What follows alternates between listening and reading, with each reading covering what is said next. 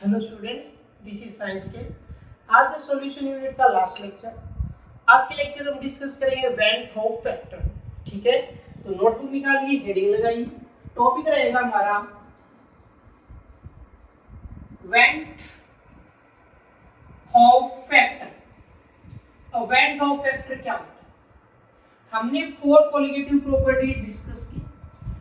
उसके अंदर हमने डिस्कशन किया है सोल्यूट के बारे में, यानी कि सभी कोलिगेटिव प्रॉपर्टीज में जो मेन डिस्कशन है वो नॉन वोलेटाइल सोल्यूट को लेकर है, जिसमें हमने सोल्यूट का मोलर मास भी फाइंड आउट किया है।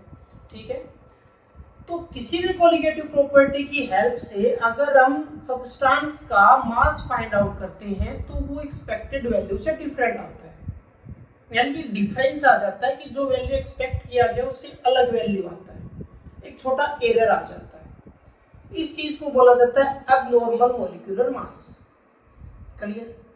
यानी कि van Hoff factor abnormal molecular mass से ही जुड़ा हुआ है। उस मास को करेक्ट करने के लिए वैन होफ ने एक फैक्टर इंट्रोड्यूस किया जिसको हम अल्फाबेट आई से लिखते हैं। ठीक है, और उसको बोला गया वैन होफ फैक्टर। ठीक है, तो सबसे पहला हमारा डिस्कशन आज का मेन टॉपिक शुरू करने से पहले हम जानते हैं अबनॉर्मल मॉलिक्यूलर मास क्या होता है। अबनॉर्मल मॉलिक्यूलर मास क्या होता है? ठीक है, इसका हम डेफिनेशन देखते हैं। When mass of any substance is determined from any colligative property, it comes out different than the expected value. जो वैल्यू एक्सपेक्ट किया जाता है उससे क्या आता है? डिफरेंट आता है। इसको बोला जाता है एबनॉर्मल मॉलिक्यूलर मास। ठीक है, यानी कि अब इसके रीजन क्या है?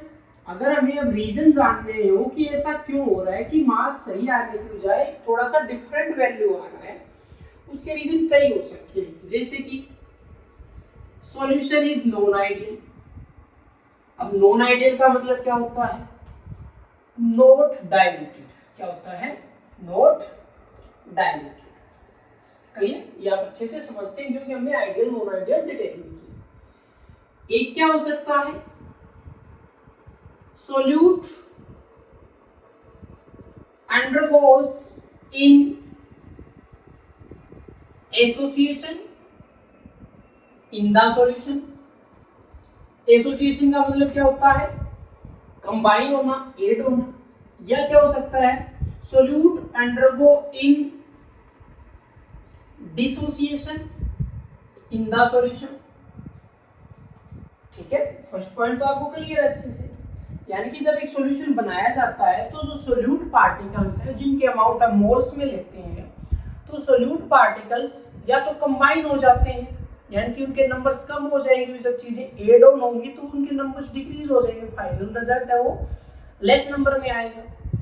और अगर वो डिसोसिएट हो रही है तो उनके नंबर्स इंक्रीज कर जाएंगे, यानी कि सोल्यूट पार्टिकल्स के नंबर में हो जाता है चेंज। नंबर में हो जाता है चेंज हो जाता है। अब कितना चेंज होता है, कैसे होता है, कैसे फाइंड आउट किया जाए उस चेंज को, उसके लिए इंट्रोड्यूस हुआ वैन होफ फैक्टर। यानी कि इस प्रॉब्लम को सोल्व करने के लिए 1880 में वैन होफ फैक्टर इंट्रोड्यूस किया गया, जिसको किससे लिखा जाता है? आई से लिखा जाता है। वैन होफ फैक्टर को आई से हम लिखते हैं।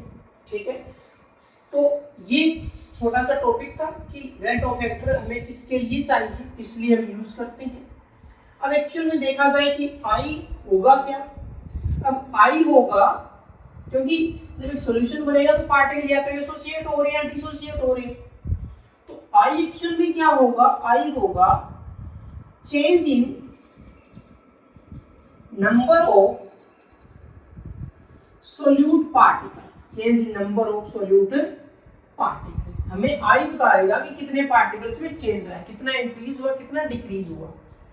यानी कि वैन टो फैक्टर हमारे पास एक मल्टीप्लाई फैक्टर होता है जो कोलिगेटिव प्रॉपर्टीज के रिजल्ट हमारे पास हैं, ठीक है। और उसमें जो पार्ट हमने कैलकुलेट किया, फॉर एग्जांपल अगर हमने relative logarithm of vapour pressure है जिसमें हमें x2 निकालते हैं, यानी कि मोल फ्रैक्शन ऑफ सोल्यूट हम निकालते हैं, तो वहां पे हमारे पास एक मल्टीप्लाई फैक्टर आएगा i, वैन टो फैक्टर से हम उसको मल्टीप्लाई करेंगे और हमारे पास एक करेक्ट वैल्यू आएगा, वही मास आएगा जो एक्सपेक्ट किया जाता है।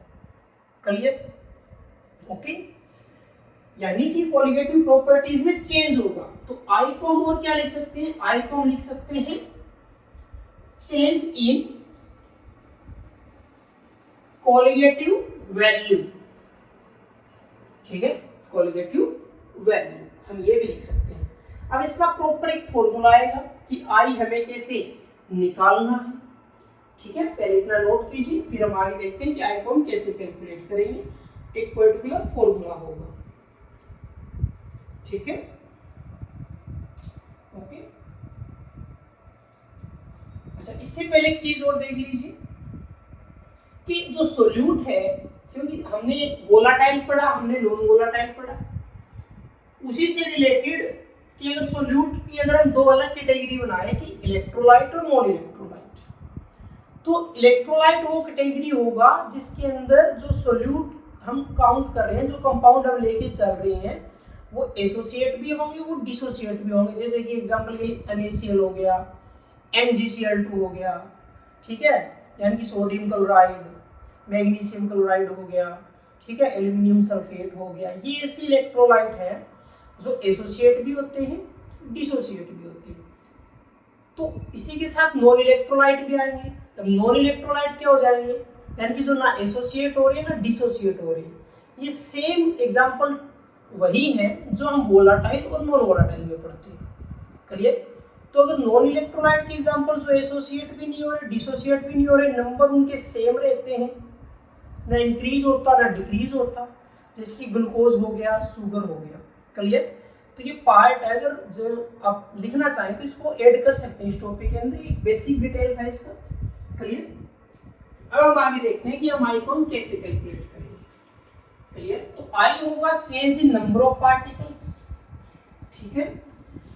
और ध्यान रहे सोल्यूट की अमाउंट अब हम किस में लेके चलते हैं, हम मोल्स में लेके चलते हैं। तो अगर अब हमें आई लिखना पड़े तो हम कैसे लिखेंगे, I is equal to total number of solute particles after association और डिसोसिएशन। क्लियर? फिर जब कोई सॉल्यूशन बनेगा तो एक सोल्यूट है वो एक टाइम पर एक ही प्रॉपर्टी शो करेगा, या तो एसोसिएट होगा या वो डिसोसिएट होगा। डिवाइड बाय क्या आ जाएगा, total number of solute particles before association और डिसोसिएशन। अच्छा, मैंने मोल्स की बात की तो हम इनको थोड़ा चेंज करके भी लिख सकते हैं, total number of moles of solute, ठीक है, और total number of moles of solute particles after और बिफोर। मेन ये है, पहले क्या था, ठीक है, यानी हमें आफ्टर लेके चलना और बिफोर लेके चलना। मेन पॉइंट यही है, नोट कर लेना, after divide by before. Clear?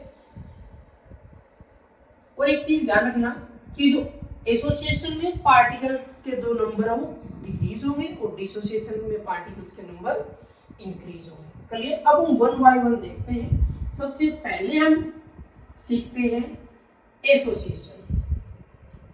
अब चीजें एसोसिएट हो रही है, एड हो रही है, तो नंबर ऑफ पार्टिकल्स क्या होंगे, डिक्रीज होंगे। नंबर ऑफ पार्टिकल्स क्या होंगे, डिक्रीज होंगे। क्लियर? इससे पहले हम देख लेते हैं डिसोसिएशन। ठीक है, इसको हम बाद में करते हैं, पहले हम क्या देख लेते हैं, डिसोसिएशन। अब डिसोसिएट होना यानी कि ब्रेक होना, तो यहाँ पर जो आई का वैल्यू वो ग्रेटर देन 1 आएगा, तो ये नंबर ऑफ पार्टिकल्स क्या हो जाएंगे, इंक्रीज हो जाएंगे। तो मैं यहाँ पे क्या लिख सकता हूँ, number of solute particles increase, number of solute particle हो जाएंगे इंक्रीज हो जाएंगे। कैसे होंगे, एग्जांपल अगर मैं लेके चलूं, जैसे क्योंकि अब इनमें इलेक्ट्रोलाइट के एग्जांपल लिए जाएंगे, तो एग्जांपल के तौर पे जैसे मैंने लिया NaCl।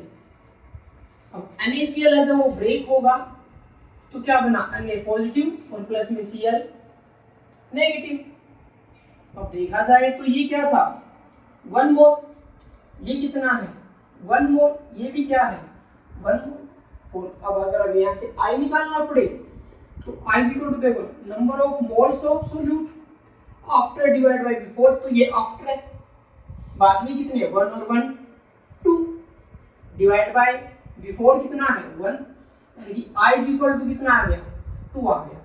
यानी कि डिसोसिएट होने के बाद नंबर ऑफ पार्टिकल्स 1 से कितना हो गए 2 हो गए। दूसरा जैसे कि MgCl2 है, मैग्नीशियम क्लोराइड, अगर ये ब्रेक हुआ तो क्या बनेगा Mg2 पॉजिटिव प्लस में 2Cl नेगेटिव।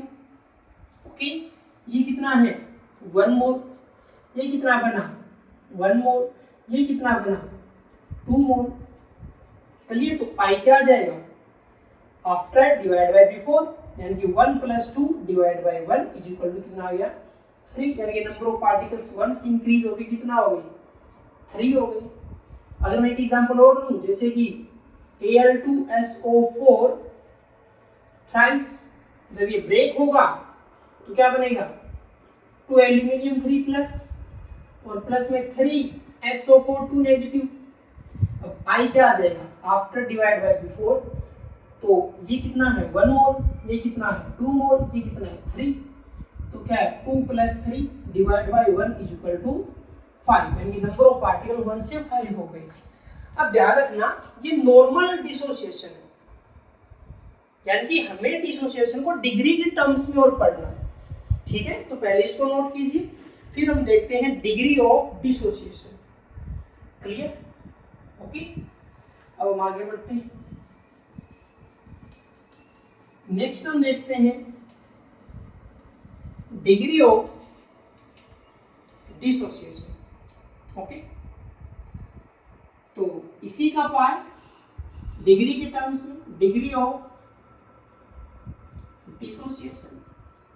अब डिसोसिएशन में हमने डायरेक्ट लिखा था कि नंबर ऑफ पार्टिकल्स है वो इंक्रीज करेंगे क्योंकि डिसोसिएट हो रहा है, और डिग्री ऑफ डिसोसिएशन को लिखा जाएगा अल्फा। और हम पार्टिकल्स यानी कि अमाउंट को किस में ले रहे हैं, मोल्स में ले रहे हैं। तो एक चीज का ध्यान रहे कि अगर हम अमाउंट मोल में ले रहे हैं तो कितना डिसोसिएट हुआ वो मोल के अकॉर्डिंग ही होगा, यानी कि इसका मतलब क्या हो जाएगा, इसका मतलब होगा कि अल्फा पार्टिकल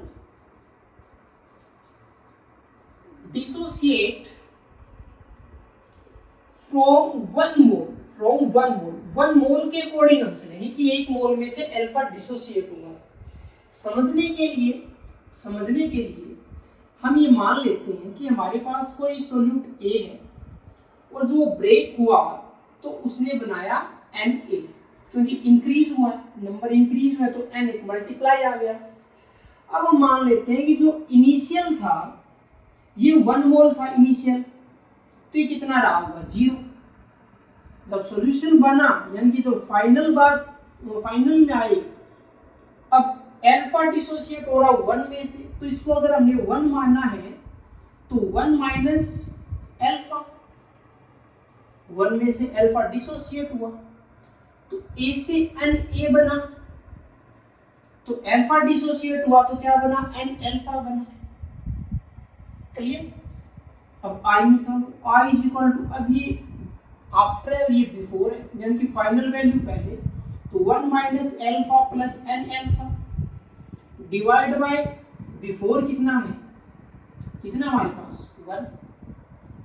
क्लियर, सोल्व करो सर, 1 को इधर भेज दो, I minus 1 is equal to alpha negative है वो बाद में लिख रहा हूं तो N अल्फा माइनस अल्फा, यहाँ से अल्फा कॉमन ले लो तो ये आ गया n-1। अगर alpha degree is equal to निकाला मैंने तो i-1 डिवाइड बाय n-1, ये लो जी। डिग्री ऑफ डिसोसिएशन आ गया i-1 डिवाइड बाय n-1। ध्यान रखना, degree of dissociation means alpha particle dissociate हो रहे हैं फ्रॉम वन। चलिए अब एक पर्टिकुलर एग्जांपल देखते हैं, सेम उठा लेते हैं। एग्जांपल के तौर पे हमने ले लिया NaCl भाई। तो जब NaCl ब्रेक हो रहा है तो क्या बन रहा है, Na पॉजिटिव और प्लस में Cl नेगेटिव। क्लियर। अब अगर इनिशियल हम मान के चले, इनिशियल माने तो ये 1, ये भी क्या 0 और ये भी क्या 0। अब फाइनल अगर देखें तो इसमें से अल्फा डिसोसिएट हुआ 1 माइनस अल्फा। क्लियर। तो ये कितना बना होगा अल्फा, ये कितना बना होगा अल्फा। क्लियर। देखो उसमें हमने क्या किया 1 मोल था तो 1 मोल ये बना 1 मोल ये बना। अब 1 में से अल्फा डिसोसिएट हुआ तो अन्य पॉजिटिव अल्फा बना, Cl नेगेटिव भी अल्फा बना। तो I क्या आ जाएगा, I is equal to after यानी कि 1 माइनस अल्फा, n प्लस में अल्फा और प्लस में alpha, before divide by before वो कितना है 1। क्लियर। सोल्व करो, अल्फा से अल्फा बचा क्या I is equal to 1 minus alpha. अब ये NaCl है या एनी कंपाउंड है तो हम मान लेते हैं अल्फा की डिग्री ऑफ डिसोसिएशन। तो अल्फा हमने मान लिया 100%, यानी कि अल्फा इज इक्वल टू 1। ये एनी कंपाउंड है, अल्फा इज इक्वल टू 1 हमने मान लिया। तो यहाँ पे हमने सॉरी 1 प्लस अल्फा, फिर माइनस कट हो गया तो 1 प्लस अल्फा। तो I is equal to 1 plus 1 कितना आया 2। क्लियर। देखो उसमें हमने डायरेक्ट कैलकुलेट किया था, सिर्फ हमने मोल्स देखे थे, मोल्स के बेस पे हमने निकाल दिया। ये पूरा हमने प्रॉपर एक मेथड से सोल्व किया कि कैसे हो रहा है कितना हो रहा है। वैसे हमने डायरेक्ट डिसोसिएट किया, मोल काउंट किया और हमने रिजल्ट दे दिया। बस यहाँ पे इतना है कि हमें अल्फा जो हमें क्योंकि फिलहाल यहाँ पे कुछ दे नहीं रखा है, ठीक है, कोई प्रॉपर क्वेश्चन नहीं, तो हमने अल्फा क्या लिया 100% लिया है, 100% लिया तो ये रिजल्ट आ गया हमारे पास। क्लियर। ओके। तो ये सेम है। तो ये तो था डिसोसिएशन। अब हम देखते हैं इसका सेकंड पार्ट एसोसिएशन। पहले हम नॉर्मल सीख लेंगे, फिर हम उसको डिग्री के टर्म्स में करेंगे। ठीक है।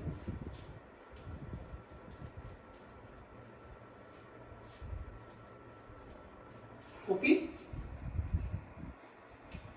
तो अब हम देखते हैं सेकंड पार्ट एसोसिएशन। अब एसोसिएशन में चीजें कंबाइन होती है तो I का वैल्यू क्या हो जाएगा लेस देन 1, यानी कि number of solute particles decrease less than 1 हो जाएगा, डिक्रीज हो जाएगा। उसमें सारी वैल्यूज ही क्या आई थी ग्रेटर देन 1। NaCl का आंसर 2 आया था, मैग्नीशियम क्लोराइड का आंसर 3 आया था, एल्यूमिनियम सल्फेट का आंसर 5 आया था, तो सारे ही ग्रेटर देन 1 है। इसमें क्या होगा लेस देन 1 आया क्योंकि डिक्रीज हो रही है चीजें। ठीक है। फॉर एग्जांपल अब कंबाइन हो रही है तो ऐड होने के लिए मिनिमम 2 चाहिए। तो एग्जांपल के तौर पे जैसे कि हमने ले लिया एथेनोइक एसिड यानी कि CH3COOH हमने लिया, 2 मोल हमने इसके लिए, और जब ये कंबाइन होगा तो ये क्या बनेगा CH3COOH और ये ट्वाइस हो जाएगा। इलेक्ट्रोनेगेटिव एटम प्रेजेंट है, यहाँ पे ऑक्सीजन है तो ऑक्सीजन हाइड्रोजन का बॉन्डिंग होके बन जाएगा। यानी कि देखा जाए तो ये 2 मोल है, ये कितना बन गया 1 मोल, ये 2 है। तो I इज इक्वल टू क्या आ जाएगा आफ्टर डिवाइड बाय बिफोर यानी कि 1/2। सेम अगर हम एग्जांपल लें जैसे कि बेंजोइक एसिड है C6H5COOH, 2 मोल हमने इसके ले लिए, जब ये भी कंबाइन होगा तो ये भी बन जाएगा C6H5COOH और ट्वाइस। क्लियर। इसमें अगर हम I निकालें तो आफ्टर डिवाइड बाय बिफोर ये 1 मोल है, ये 2 मोल है, तो I यानी कि 1/2 आ गया। तो दोनों वैल्यूज क्या है, 1 से कम है। क्लियर? ओके, नोट कीजिए। फिर हम इसको देखते हैं डिग्री के टर्म्स में। क्लियर?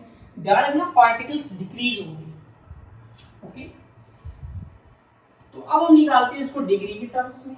डिग्री का जो है वो अकॉर्डिंग टू 1 मोल रहेगा, ये बात ध्यान रखिए। 1 मोल के अकॉर्डिंग चीजें रहेंगी कि 1 मोल के अकॉर्डिंग, यानी कि डिग्री ऑफ एसोसिएशन रहेगा सेम अल्फा। डिसोसिएशन में अल्फा डिसोसिएट हो रहा था फ्रॉम 1 मोल, यहाँ पे होगा अल्फा पार्टिकल एसोसिएट फ्रॉम 1 मोल। 1 मोल में से कितना एसोसिएट हो गया, कितने ऐड हो गए, ठीक है। वहां से हमने 1 लेके चले थे, यहाँ पे हमें ग्रेटर देन 1 लेके चलना पड़ेगा। कैसे? जैसे कि मान लो एन ए है, ये एसोसिएट हुए, इन्होंने बनाया ए एन, एड हो गए। जैसे अभी 2 से 1 बना था, 2 मोल से 1 मोल बना था, तो एन ए से ए एन बना। जितने मोल थे वो आपस में कंबाइन हो गए, तो एन यहाँ पे आ गया ए एन। यानी कि अगर हम इनिशियल लेके चले, इनिशियल, तो ये 1 है और ये 0 है। अगर हम फाइनल लेके चले तो 1 में से अल्फा एसोसिएट हुए, 1 में से अल्फा फ्रॉम 1 मोल, तो 1 में से अल्फा एसोसिएट हुए तो कितना बना होगा, अल्फा बाय एन। इस चीज का ध्यान रहे, ये जो है एन का वैल्यू वही अल्फा डिवाइड में आएगा। जो लेना है वो 1 माइनस लेके चलेंगे। क्लियर? और कितना एसोसिएट हुआ ये डिपेंड करेगा कि यहाँ पे एन का वैल्यू क्या है, यानी अल्फा बाय एन। तो आई निकालो, after divide by before 1 minus alpha plus में alpha by N divide by 1। Okay, अब देखो जरा 1 को इधर ले आओ, तो I minus 1 is equal to alpha by N, और माइनस अल्फा मैं यहाँ लिख देता हूँ। फिर से कॉमन ले लो, अल्फा कॉमन ले लिया, तो अंदर क्या बच गया, 1 माइनस एन माइनस 1। तो आई इज इक्वल टू क्या आ गया,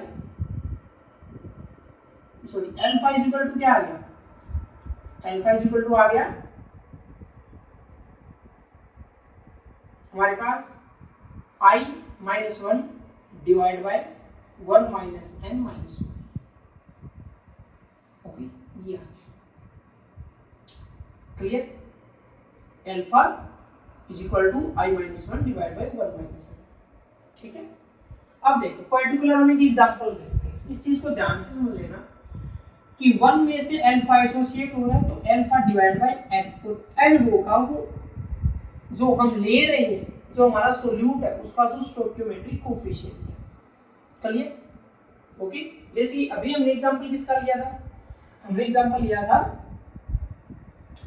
एथेनोइक एसिड का, 2CH3 COOH, और ये कंबाइन होके बन रहा था CH3 COOH ट्वाइस, ये बन रहा था। अब देखो जरा, इनिशियल ये 1 है, ये 0 है। ओके, अब फाइनल 1 में से अल्फा एसोसिएट हुआ, तो अल्फा बाय कितना बनेगा, एन का वैल्यू कितना है 2, तो अल्फा बाय 2 आ गया, अल्फा बाय 2 आ गया। अब आई निकालो, तो आई इज इक्वल टू क्या आ गया, फाइनल, यानी कि आफ्टर, तो 1 माइनस अल्फा प्लस में अल्फा बाय, अब की बार क्या आ गया 2 डिवाइड बाय कितना आ गया 1। अब ये 1 है, ये हाफ है, तो कितना बचा, हाफ बचा, यानी i is equal to 1 minus alpha by 2 बचा। क्लियर? ये कंप्लीट अल्फा, ये अल्फा बाय 2 है, तो कितना बचा, अल्फा बाय 2 बचा। अब अल्फा वही हम हमारे अकॉर्डिंग क्या मान लेते हैं, 100% एसोसिएट हो रही है, तो अल्फा का वैल्यू क्या आ गया, 1 आ गया। 1 आ गया, तो i इज इक्वल टू कितना हो गया, 1 माइनस 1 बाय 2, आंसर क्या है 1/2, I इज इक्वल टू 1/2। यानी कि वैल्यूज हैं वो हमारी सेम है, चाहे हम डिग्री से कर रहे हैं चाहे हम डायरेक्ट कैलकुलेट कर रहे हैं। क्लियर, दोनों तरीके वो आपको आने चाहिए। क्लियर, तो ये तो था एसोसिएशन और डिसोसिएशन। अब हमारे पास आई जब आ जाता है तो कोलिगेटिव प्रॉपर्टीज में चेंज कितना होगा, हम वो देखते हैं कि कोलिगेटिव प्रॉपर्टीज में चेंज क्या है। क्लियर, तो हमारे पास दो तरीके के वैल्यूज होते हैं, एक हमारे पास ऑब्जर्व्ड वैल्यू होता है, एक हमारे पास कैलकुलेटेड वैल्यू होता है। क्लियर, एक हमारे पास ऑब्जर्व्ड होता है यानी कि एक्सपेरिमेंटल वैल्यू होता है, और एक हमारे पास कैलकुलेटेड वैल्यू होता है, दो होते हैं हमारे पास। तो I इज इक्वल टू जो होता है, I इज इक्वल टू वो होता है ऑब्जर्व्ड वैल्यू निकाल रहे हैं लेकिन कोलिगेटिव प्रॉपर्टी से, तो observed colligative property divide by calculated colligative property. Clear, तो अब अगर हम यहां से चेंज करेंगे, क्योंकि हमें कैलकुलेटेड पार्ट को देखना है, क्योंकि जो वैल्यू हम डिटरमाइन करते हैं वो डिफरेंट आती है, अब नॉर्मल मास आता है, तो क्या हो जाएगा कि observed colligative property is equal to I multiply calculated colligative property, जो हमने कैलकुलेट किया। तो हमारे पास चार कोलिगेटिव प्रॉपर्टी है। नंबर 1 की बात करें जहां पे क्या था, relative lowering in vapor pressure, relative lowering in vapor pressure। चलिए, वहां पे हमारे पास रिजल्ट क्या था, P naught minus PS divide by P naught is equal to, हमने क्या निकाला था x2। सेकंड हमारे पास क्या था, सेकंड हमारे पास क्या था, elevation in boiling point, elevation in boiling point. Result क्या था, delta TB is equal to KBM, molality में हमने सोल्व किया था। नेक्स्ट क्या था, डिप्रेशन इन फ्रीजिंग पॉइंट, वहां पे हमारे पास क्या था, delta TF is equal to KFN। और नंबर 4 हमारे पास क्या था, ऑस्मोटिक प्रेशर। ठीक है, ऑस्मोटिक प्रेशर यानी कि pi is equal to MRT या CRT की कंसंट्रेशन हम मोलैलिटी की ले ले रहे हैं, कंसंट्रेशन टर्म हम मोलैलिटी यूज करते हैं। अब इनमें क्या चेंज हुआ, तो ये जो पूरा पार्ट है हमारा ये ऑब्जर्व्ड है।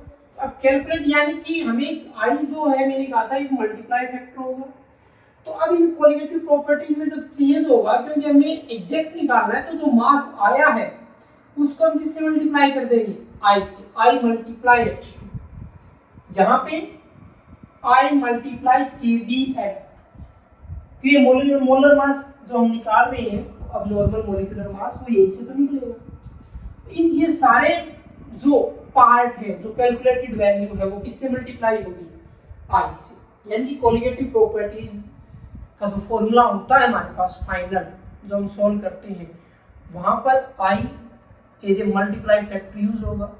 Clear, okay. तो ये कंप्लीट था वेट ऑफ फैक्टर, जिससे अब नॉर्मल मोलिकुलर मास है वो एक करेक्ट वैल्यू के साथ आता है।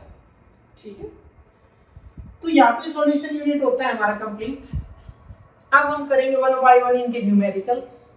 ठीक है, तो पढ़ते रहिए, नोट्स बनाते रहिए, मिलते हैं नेक्स्ट लेक्चर में।